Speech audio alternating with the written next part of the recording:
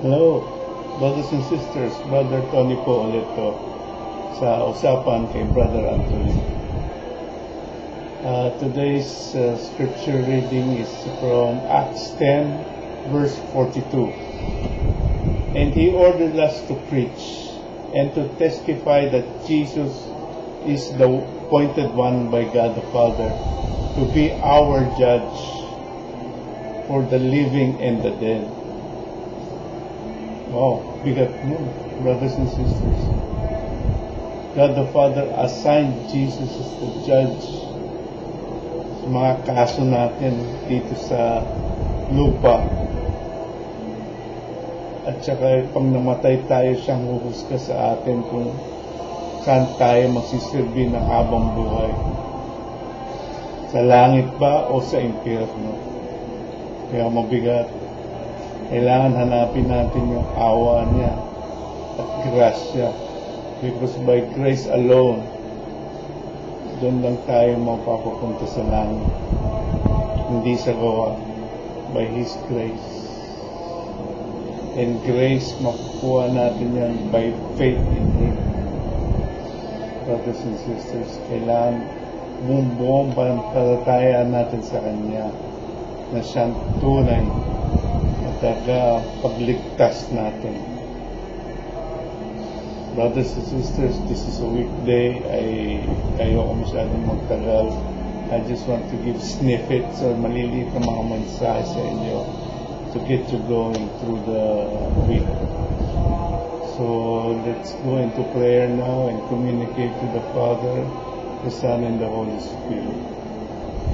Put your hands over your gadget or your computer and let's pray. Father God, kami po ay lumalapit sa iyo para humingi ng inyong awa at grasya, O Panginoon ko. Father God, sisikapin namin na mapalapit sa iyo palagi. O Father God, humihingi kami ng tulong sa mga kapatid namin na may karamdaman, may mga sakit ng cancer, lagnat, sakit sa bato, sakit sa atay, diabetes. Lord God, pakigaling niyo sila.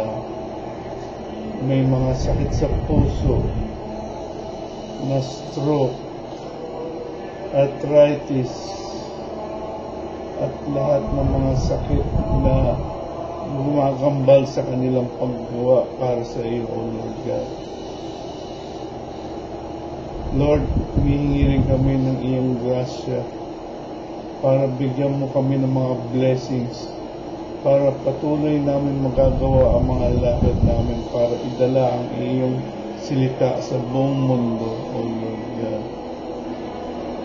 We ask this in Jesus' mighty name. Amen. Okay, brothers and sisters, this is the Catholic Charismatic Social Media Outreach Center. I'm Brother Tony, the director of it.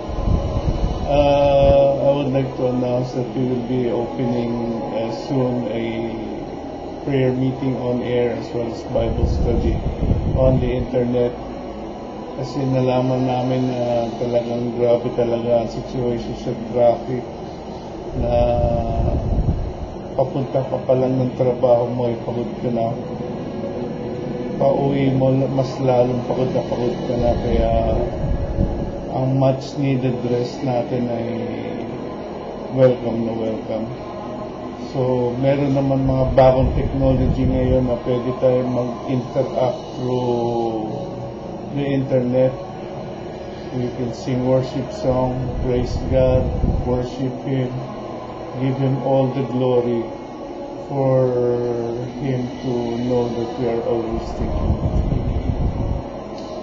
So, if you're interested in joining, I am already setting up the database para makuha ko yung cellphone number nyo ilagay niyo po sa comments section ng Facebook page namin sa Catholic Charismatic Community Social Media Outreach Center at i-comment nyo yung number nyo or i-PM nyo o DM nyo sa akin at saka yung email nyo. If you don't want to put your cell phone number dun sa you can do it to direct messenger sa akin so we can get to you as soon as possible with the details on how are we going to do this prayer meeting on the social media.